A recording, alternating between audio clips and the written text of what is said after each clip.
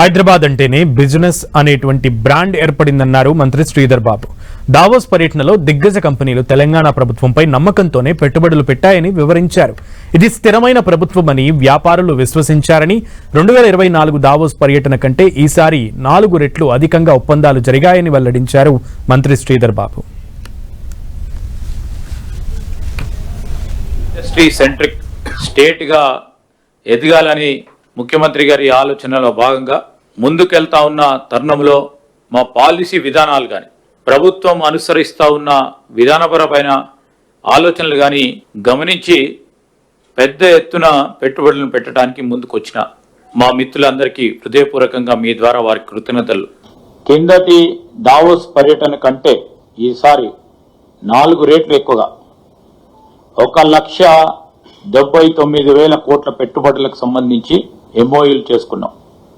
ప్రభుత్వం ఆలోచన చేస్తా ఉన్న 1 ట్రిలియన్ ఎకానమీకి మొదట అడుగులు వేసినాం. ఇది గొప్ప విజయం మేము ఇప్పుడు అనుకోవటం లేదు. ఆచరణలో తీసుకొచ్చి అమలులో తీసుకొచ్చి అనుకున్న ఉద్యోగాల సంకల్పన చేసినప్పుడు దాని పరంగా మేము విజయం సాధిస్తామని ముఖ్యమంత్రి గారు స్పష్టంగా దావోస్లో పత్రికాముఖంగా ఇతర సహచరులకు సంబంధించిన అంశంలో వారు స్పష్టంగా చెప్పడం జరిగింది. రాష్ట్రం ఏర్పడ్డది ఈ రాష్ట్రానికి సంబంధించిన యువత గురించి, ఈ రాష్ట్రానికి సంబంధించిన వనరులు సద్వినియోగపరుచుకొని ఈ రాష్ట్రం అగ్రగామిగా రాష్ట్రంగానే దేశంలోనే కానీ అంతర్జాతీయ స్థాయిలో నిలబడాలని.